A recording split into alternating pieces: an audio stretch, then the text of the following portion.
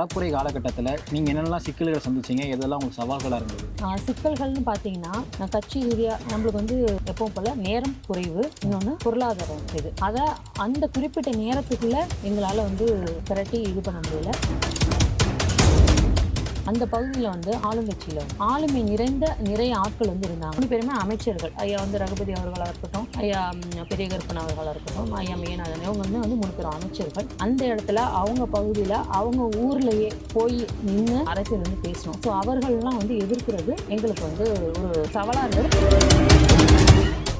இன்னொன்று, காவல்துறை வந்து என்னன்னா, இப்போ மற்ற ஆளுங்கட்சிகளுக்கெல்லாம் வந்து அனுமதி வந்து விரைவாக கொடுத்துருவாங்க. நம்மளுக்கு அனுமதி மறுக்க முடியாது. இருந்தாலும் நாளைக்கு வாங்க, அடுத்த நாள் வாங்க, இதை வந்து இப்போ வச்சுக்கிட்டா என்ன, காலை உள்ளதை மாலை வச்சுக்கிட்டானா, மாலை உள்ளதை காலை வச்சுக்கிட்டா என்னன்னு சொல்லி நம்ம ஒப்பிட்டு அளவில் பார்க்கும்போது நம்மளுக்கு வந்து கொஞ்சம் தாமதப்படுத்துறதோ அந்த மாதிரி ஒரு சில விஷயங்கள்லாம் இருந்தது. இன்னொன்று, அந்த சில பேர், அனைத்து காவல்துறையினரும் இல்லை, நிறைய பேர் வந்து கண்ணியமான முறையில் அவங்களோட பணியை வந்து செஞ்சாங்க. ஒரு சில பேர் வந்து அந்த ஒரு வேளை ஆளுங்கட்சிக்கு வந்து இணக்கமாக இருக்கக்கூடியவங்களாக கூட இருக்கலாம். அவங்க வந்து அந்த காழ்ப்புணர்ச்சியை, அந்த வளர்ச்சியை வந்து தமிழர் கட்சியோட வளர்ச்சியை அவங்க தாங்க முடியாததை அவங்க செய்கை மூலியமாக காமிக்க முடியும். இன்னொன்று, அனுமதி பெற்ற வாகனத்தில் வந்து நாங்கள் வந்து பதாகைகள் எடுத்துகிட்டு போயிட்டுருக்கோம். பிரச்சாரத்திற்கு முறையாக அனுமதி வாங்கி சென்று போயிட்டுருக்கும்போது அந்த வாகனத்தில் நீங்கள் எப்படி வந்து அந்த நோட்டீஸை துண்டறிக்கை வந்து வச்சிங்க அப்படின்னு சொல்லி கேட்குறாங்க. இப்போ அனுமதி வாங்கின வாகனத்தில் பிரச்சாரம் போயிட்டு இருக்கும்போது நாங்கள் அந்த வாகனத்தில் வச்சாதானே எடுத்து வந்து மக்களுக்கு கொடுக்க முடியும், வேற நாங்கள் அதை எங்கே வைக்க முடியும்னு கேட்டால் அதற்கு அவர்கள்ட்ட வந்து பதில் இல்லை. இப்போ இது அரசியல் காழ்ப்புணர்ச்சியோ இல்லை வேறு இல்லாமல் வேறு என்ன இருக்க முடியும்? தமிழ் உறவுகளுக்கு வணக்கம். இன்று நம்மோட நேர்காணலுக்கு இணைந்திருப்பது நாம் தமிழர் கட்சி சார்பாக சிவகங்கை நாடாளுமன்ற தொகுதியில் போட்டியிட்ட வேட்பாளர் கைலிதேசி அவர்கள். வணக்கம். வணக்கம். நல்லா இருக்கீங்களா? நல்லா இருக்கப்பா, நீங்கள் நலமா இருக்கீங்களா? நல்லா இருக்குங்க. ஒரு வழியாக தேர்தல் பரப்புரை எல்லாம் முடிஞ்சிருச்சு. அந்த பரப்புரை காலகட்டத்தில் நீங்கள் என்னென்னலாம் சிக்கல்களை சந்திச்சீங்க? எதெல்லாம் உங்களுக்கு சவால்களாக இருந்தது? சிக்கல்கள்னு பார்த்தீங்கன்னா, கட்சி ரீதியாக நம்மளுக்கு வந்து எப்பவும் போல நேரம் குறைவு, இன்னொன்று பொருளாதாரம் இது. அதை அந்த குறிப்பிட்ட நேரத்துக்குள்ள எங்களால் வந்து திரட்டி இது பண்ண முடியல. இருந்தாலும் பொறுப்பாளர்கள் அத்தனை பேரும் வந்து இணைஞ்சு, இன்னொன்று அயலக உறவுகள் இல்லைன்னா வந்து இது வந்து சாத்தியமே பட்டிருக்காது. அயலக உறவுகள் அப்படின்னா வெளிநாடுகளில் மட்டும் இல்லை, வெளி ஊர்களில், வெளி மாவட்டங்களில், வெளி மாநிலங்களில் இருக்கிற உறவுகள் அனைவருமே வந்து இதுக்கு உதவி பண்ணாங்க. இன்னொன்று, வெயில் தான் அதிகம், நம்ம அதை வந்து பார்க்காம நம்ம உழைக்க வேண்டியது இருந்தது. அடுத்தது வந்து பார்த்தீங்கன்னா, அந்த பகுதியில் வந்து ஆளுங்கட்சியில் வந்து ஆளுமை நிறைய ஆட்கள் வந்து இருந்தாங்க. அவங்கள எல்லாரையும் வந்து எதிர்த்து நாங்கள் வந்து அரசியல் செய்ய வேண்டியதாக இருந்தது. அதாவது பொதுவாகவே நாம் தமிழர் கட்சி வந்து அவர்களை எதிர்த்து தான் வந்து அண்ணன் அரசியல் செய்து கொண்டிருக்கிறார். அது தேர்தல்னு வரும்போது ஒரு விமர்சனம் வந்து அவங்க இடத்துல வைக்கும் போது தனிப்பட்ட மனிதர்கள் குறித்துமே அவர்கள் வந்து என்னென்ன செஞ்சுக்கிட்டு இருக்காங்க, இது வரைக்கும் இந்த மக்களுக்கு செஞ்சது என்னன்னு சொல்லி பாலிஷா பேசுறது வேற, அதாவது வந்து பட்டும் படாமல் பேசுறது வேற. அவர்களை வந்து குறிப்பிட்டு நம்ம பேசி ஆகணும். 3 பேரும் ஆளுமைகள், 3 பேரும் அமைச்சர்கள். ஆளுமைன்னு சொல்ல முடியாது, அது அவங்க பொறுப்பு, அவங்க தனிப்பட்ட நபருக்கு அந்த ஆளுமை இருக்குதா, மக்கள் நலன் செய்கிறவங்களுக்கு தான் ஒரு ஆளுமையாளர்கள் அப்படின்னு சொல்ல முடியும். அவங்க பொறுப்பு, அவங்க வைக்கிற பொறுப்பு. 3 பேருமே அமைச்சர்கள். ஐயா வந்து ரகுபதி அவர்களாக இருக்கட்டும், ஐயா பெரிய கருப்பன் அவர்களாக இருக்கட்டும், ஐயா மேநாதன், இவங்களுமே வந்து 3 பேரும் அமைச்சர்கள். அந்த இடத்துல அவங்க பகுதியில் அவங்க ஊர்லேயே போய் நின்று நாங்கள் வந்து ஐயா மேநாதன் அவர்கள் ஊர்லேயே போய் நாங்கள் நின்று வந்து அந்த அரசியல் வந்து பேசணும். ஸோ அவர்கள்லாம் வந்து எதிர்க்கிறது எங்களுக்கு வந்து ஒரு சவாலாக இருந்தது. அதை நாங்கள் வெற்றிகரமாக வந்து செய்து முடித்தோம். இன்னொன்று, காவல்துறை வந்து என்னென்னா, இப்போ மற்ற ஆளுங்கட்சிகளுக்கெல்லாம் வந்து அனுமதி வந்து விரைவாக கொடுத்துருவாங்க. நம்மளுக்கு அனுமதி மறுக்க முடியாது.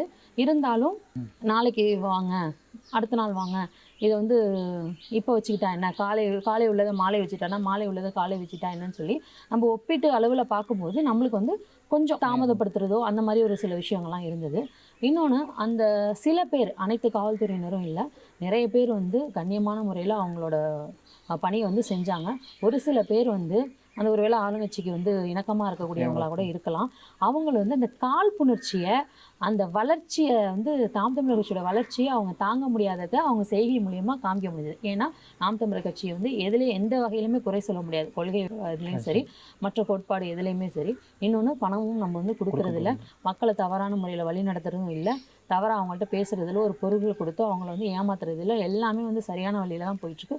எந்த கையாளலும் வந்து நாம் தமிழர் கட்சியை பொறுத்தவரையும் இல்லை அப்படிங்கிறது பச்சை குழந்தை கூட தெரியும், அது காவல்துறையினருக்கும் நன்றாகவே தெரியும். ஆனால் எப்படின்னா, இந்த நோட்டீஸ் வச்சுருக்கீங்களா, இந்த பதாகைகள்லாம் வச்சுருக்கீங்க, இதோட பில் எங்க, பில் அவசரத்தில் எங்கேயாவது விட்டுருக்காங்களாம் இல்லையா? இதெல்லாம் எப்படி பில்லு? என்னென்னா செய்வாங்க, கட்சிக்காரங்க செய்வாங்க. பொதுமக்கள் விருப்பப்பட்டு நாம் தமிழர் கட்சி ஆட்சிக்கு வரணும்னு நினைக்கிறவங்க, அந்த கொள்கையை பிடித்தவர்கள் அவசியம் வந்து வந்தால் தமிழ்நாடு மாறும் அப்படின்னு சொல்லி எங்கள் மேலே நம்பிக்கை வச்சவங்க செய்வாங்க. கட்சி ஆட்கள் கொடுப்பாங்க. பணம் வந்து இப்போ நான் நிற்கிறதுனால வேட்பாளர் நானுமே வந்து எல்லா செலவையுமே வந்து நான் இது பண்ணல. சொல்லப்போனால் நான் என் சைட்லேருந்து எந்த செலவுமே என்ன கட்சி தொகுதியிலேருந்து செய்ய விடலை, செய்யவும் இல்லை. எல்லாமே தொகுதி ஆட்கள் தான் செஞ்சாங்க. ஸோ அந்த பில்லு வந்து ஆப்வியஸாக கட்சியோட காசாக தான் நம்மளோட இதாக தான் இருக்கும். அது கேட்டது. இன்னொன்று, அனுமதி பெற்ற வாகனத்தில் வந்து நாங்கள் வந்து பதாகைகள் எடுத்துகிட்டு போயிட்டுருக்கோம். பிரச்சாரத்திற்கு முறையாக அனுமதி வாங்கி தான் போயிருக்கோம். எல்லா இடத்துலையும் இல்லை, இது ஆலங்குடி பகுதியில் நடந்தது. முறையாக அனுமதி வாங்கி சென்று போயிட்டுருக்கும் போது அந்த வாகனத்தில் நீங்கள் எப்படி வந்து அந்த நோட்டீஸை துண்டறிக்கையை வந்து வச்சிங்க அப்படின்னு சொல்லி கேட்குறாங்க. இப்போ அனுமதி வாங்கின வாகனத்தில் பிரச்சாரம் போயிட்டுருக்கும் போது நாங்கள் அந்த வாகனத்துக்குள்ளே வச்சா தானே எடுத்து வந்து மக்களுக்கு கொடுக்க முடியும். வேற நாங்கள் அதை எங்கே வைக்க முடியும்னு கேட்டால் அதற்கு அவர்கள்ட்ட வந்து பதில் இல்லை. இப்போ இது அரசியல் காழ்ப்புணர்ச்சியோ இல்லை வேறு இல்லாமல் வேறு என்ன இருக்க முடியும்? அது ஒன்று. இன்னொன்று, பிரச்சார வாகனத்திலே வந்து 2 இடங்களில் அவங்க வந்து ஒன்று ஆலங்குடியில், இன்னொன்று மானாமதுரையில் என்ன செஞ்சாங்கன்னா பிரச்சார வாகனத்திலே வந்து அவங்க சோதனை போட்டாங்க. அவங்களுக்கு நல்லாவே தெரியும், காங்கிரஸ் கட்சியிலேருந்து அலுவலக வாசல்லே வச்சு பணம் கொடுத்தது நன்றாக தெரியும். அப்போ அவங்கள வந்து இன்னுமே வந்து நடவடிக்கை எடுக்கலை. அவங்க மேலே ஒரு ஆக்ஷன் போட்டிருக்காங்களா யார் மேலேயாவது? இப்போ அந்த காங்கிரஸ் அந்த நிகழ்ச்சியை எடுத்து நடத்தின காங்கிரஸ் மூத்த தலைவர்களோ இல்லை காங்கிரஸ் பொறுப்பாளர் மேலேயோ எந்த ஒரு நடவடிக்கையுமே இது வரைக்கும் எடுக்கலை. அப்படி இருக்கும்போது எல்லாமே வந்து முறையான முறையில் வேட்புமனு தாக்கல் பண்ணிட்டு ஒரு வேட்பாளர் வண்டியிலே நீங்கள் வந்து சோதனை பண்ணுறீங்க. பணம் எங்கே இருக்குது? எங்கள் இதில் பணம்லாம் நம்ம இதில் எங்கே இருக்கும்? தண்ணி தான் இருந்தது அங்கே. அதில் வாகனத்தில் வந்து இடையில் அந்த வேலையை செய்யும் போது நம்மளுக்கு வந்து இன்னும் கொஞ்சம் மனவேதனையாகவும் கஷ்டமாகவும் இருந்தது. அந்த மாதிரி சிக்கல்கள் வந்து எதிர்கொண்டோம். இன்னொன்று, நேரம் சுத்தமாக பத்தலை. நேரம் வந்து இடையில் வந்து சுத்தமாக பத்தலை. அப்படின்னா என்னென்னா, ஒரு நாள் கூட எங்களுக்கு இடையில் இல்லை. 3 கட்டமாக வந்து நாங்கள் பிரச்சாரம் பண்ணோம். 3 கட்டமாக வந்து 6 தொகுதி அப்படின்னா 3 கட்டமாக வந்து நாங்கள் முதல்ல இருந்து தொடங்கி அடுத்து 6 தொகுதி முடிப்போம். அடுத்தது முதலேருந்து தொடங்கி 6 தொகுதி. இப்போ நாங்கள் எப்படி எடுத்துக்கிட்டோம்னா, தொடர்ந்து செஞ்சுருந்தோம்னா அந்த பொருளாதாரத்தையும் நம்மளால் எழுது பண்ணியிருக்க முடியாது. இன்னொன்று, பொறுப்பாளர்கள் வந்து ஓய்வும் எடுத்திருக்க முடியாது. அவங்கள மறுபடியும் களத்துக்கு கொண்டு வந்திருக்க முடியாது. ஸோ ஒரு நாள் இடையில வந்து ஒரு 5 நாள் இடைவெளி விட்டு இன்னொரு நாள் வர்றதுனால அப்படி நாங்கள் வந்து அதை செஞ்சு எடுத்துகிட்டு போனோம். எல்லோரும் வந்து சொந்த காசை போட்டு ரொம்ப சிரமப்பட்டு பொறுப்பாளர்கள் அத்தனை பேரும் செஞ்சாங்க. நீங்கள் தமிழ்நாடு அளவுலேயே பார்த்தீங்கன்னா மற்ற எல்லா இதை விட சிவகங்கை தொகுதியில் வந்து வேலைகள் வந்து நடந்திருக்கும். வேட்பாளர் இல்லைன்னாலும் அங்கே வேலை நடந்திருக்கும். இல்லை, அந்த 5 நாளும் ஓய்வு எடுக்க மாட்டாங்க. எல்லா வேட்பாளர் இல்லாத நாளுக்கு துண்டறிக்கை கொடுக்கறது, வீடு வீடாக சேர்ந்து திண்ணை பிரச்சாரம் செய்கிறது எல்லாமே. இந்த இதுலேயும் பார்த்தீங்கன்னா, இந்த அட்டவணையிலையும் பார்த்தீங்கன்னா ஒரு தொகுதிக்கு 3 நாட்கள் ஒதுக்கணும். அப்போ ஒரு தொகுதியை 3 ஒன்றியமாக பிரித்து ஒவ்வொரு ஒன்றியமும் ஒரு நாள் எடுத்துக்கிட்டாங்க. அது வந்து மிக சிறப்பான ஒரு வேலை. ஏன்னா இன்னார் தான் வேலை பார்க்குறாங்க, இந்த ஒன்றியம் தான் தெரிஞ்சிடும். அவங்களுக்குன்னு ஒரு நாள் கொடுத்தாது, அதை நீங்கள் பயன்படுத்திக்க வேண்டியது உங்கள் இதுன்னு.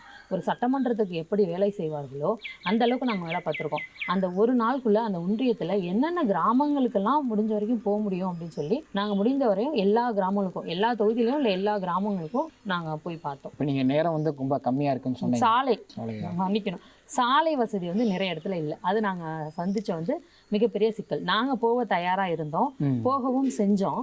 சாலை வந்து வசதிகள் இல்லாதனால எங்களுக்கு வந்து சீக்கிரம் ஒரு இடத்த போய் சேர்றதுக்கோ இல்லை அங்கேருந்து திரும்பி வர்றதுக்கோ அது ஒரு எந்த ஒரு கிராமத்துலேயும் சரி நாங்கள் போனப்போ சாலை இல்லை. முக்கால்வாசி அவங்க சொன்ன பிரச்சனை எங்களுக்கு சாலை இல்லைங்கிறத நாங்கள் கண்கூடாவே பார்த்தோம், நாங்கள் அனுபவித்தோம் அந்த இதை. இன்னொன்று, குடிநீர் வந்து இல்லை, பேருந்து வந்து நிறைய இல்லை பிள்ளைகளுக்கு அப்படின்னு சொல்லி சொன்னாங்க. இப்போ நீங்கள் நேரம் வந்து ரொம்ப கம்மியாக இருக்குன்னு சொன்னீங்க. ஒரு நாடாளுமன்ற தொகுதின்னு எடுத்தால் 6 சட்டமன்ற தொகுதி வரும். அப்போ நீங்கள் நிறைய இடத்துக்கு போகலன்னு சொல்கிறீங்களா? அந்த போகாத இடங்களில் மக்கள் ஏதாவது நீங்கள் கண்டிப்பாக இங்கே வரணும் அப்படிங்கிற மாதிரி ஏதாவது உங்ககிட்ட சொன்னாங்களா? ஆமாம், எல்லா மக்களுடைய விருப்பமாக இருந்தது. நாங்கள் வந்து ஒரு வேட்பாளர் வந்து எங்கள் பகுதிக்கு வரணும் அப்படின்னு சொல்லி. ஏன்னா அவங்க வந்து முன்கூட்டியே தயாராகிட்டாங்க. நம்ம வந்து நாம் தமிழர் கட்சிக்கு தான், இவங்களுக்கு தான் வந்து நம்ம வாக்கு செலுத்தணும் அப்படிங்கிறத தயாராகிட்டதுனால அவங்க எதிர்பார்க்க ஆரம்பித்தாங்க. இன்னொன்று, இந்த சின்னத்தை பற்றின குழப்பம்லாம் இருந்தது. அதுக்கப்புறம் வந்து எங்களுக்கு இல்லை, அது நாங்கள் கொண்டு போய் சேர்க்கறதுக்கு முன்னாடி நம்ம கட்சி ஐடிவிங்க கொண்டு போய் சேர்த்துருச்சு. ஐடிவிங்க சேர்க்கறது இல்லாமல் ஒரு தனிப்பட்ட நாம் தமிழர் கட்சி ஆட்களும் ஒரு ஊடகமாக மாறி அதை கொண்டு கொண்டு பரப்புனாங்க, அதை கொண்டு போய் சேர்த்தாங்க. இப்போ உங்களை மாதிரி இருக்கிற ஊடகங்கள் அதை சேர்த்துது, இல்லை நாம் தமிழ் வச்சு ஒவ்வொருத்தவங்களும் வந்து தினமும் அதை வந்து ஸ்டேட்டஸ் வைக்கிறதும் இல்லை வந்து அந்த டிபியில் வைக்கிறதுமா அது வந்து அதை கொண்டு போய் சேர்த்தாங்க. இன்னொன்று பொதுமக்கள் அதை ஆர்வமாக கவனிச்சுட்டே இருந்ததுனால அது கூட போய் சேர்ந்துருச்சுன்னு வச்சுக்கோங்களேன். குறிப்பிட்ட சதவீதம், ரொம்ப கம்மியான சதவீதம் பெரியவங்கள்ட்ட தான் வந்து சேராமல் இருந்திருக்கலாம். மற்றபடி எல்லாருக்குமே கரெக்டாக சேர்ந்துருச்சு. இப்போ நிதி பற்றாக்குறை இருக்குன்னு நீங்கள் சொன்னீங்கல்ல, அப்போ அந்த நிதினால இந்த இடத்துல நம்ம கூட்டம் போட்டே ஆகணும் அப்படின்னு நீங்கள் நினச்சிருப்பீங்க.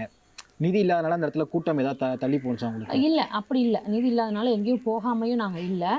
முடிஞ்ச வரைக்கும் வந்து எல்லா கிராமத்தையும் நாங்கள் வந்து போக தான் செஞ்சோம். இந்த கிராமத்தை விட்டுட்டோம் அந்த கிராமத்தை விட்டுட்டோம்னு இல்லை.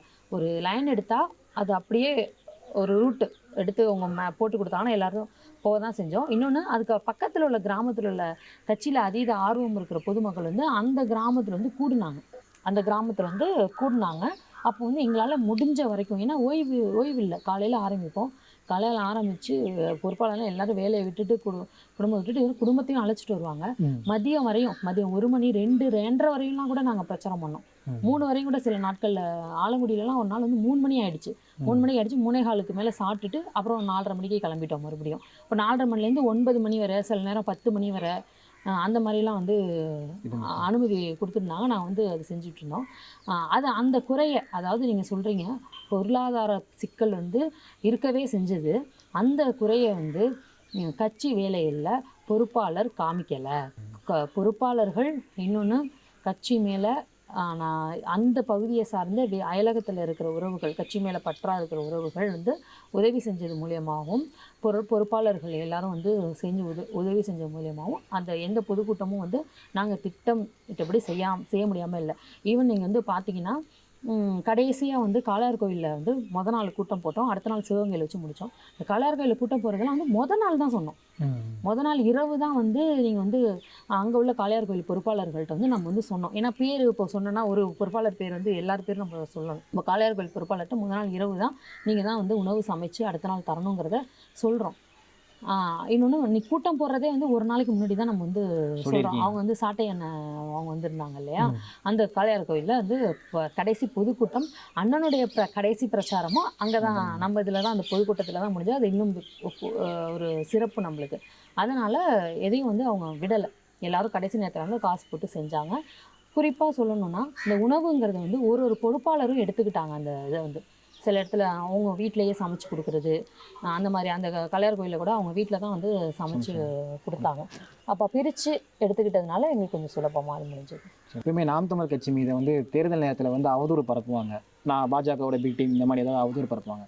உங்கள் மேலே ஏதாவது அவதூறு பரப்புனாங்களா இந்த தேர்தல் நேரத்தில்? தனிப்பட்ட முறையில் நான் தந்த ஒரு சிக்கல்னால் வந்து என்னென்னா, சிக்கல்னு அதை சொல்ல முடியாது. நான் வந்து முன்பு ஒரு 6-7 மாதங்களுக்கு முன்னாடி இங்கே கரம்பயம்னு ஒரு இடத்துல வந்து பொதுக்கூட்டத்தில் பேசியிருந்தேன். இப்போ திமுக குறித்தும் மற்ற திமுகவுக்கு இங்கே இந்த மன்னார்குடி சட்டமன்ற தொகுதியில் யாரெல்லாம் உதவி இருந்தால் எந்த சமூகத்தை சேர்ந்த சமூகம் பின்புலம் கொண்ட ஆட்கள் வந்து அவங்களுக்கு உதவுறாங்கங்கிறத நான் சொல்லி பேசியிருந்தேன். ஸோ நான் அப்போ அங்கே போகும்போது அங்கே அந்த ஆட்கள் வந்து அவங்க வந்து மெஜாரிட்டியாக இருக்கிறதுனால அவங்க வந்து என்கிட்ட வந்து விமர்சனங்களோ கேள்விகள் வச்சாங்க. இந்த மாதிரி எங்களை பேசுனீங்களே அப்படின்னு சொல்லி அதற்கான விளக்கத்தை நான் கொடுத்தேன்.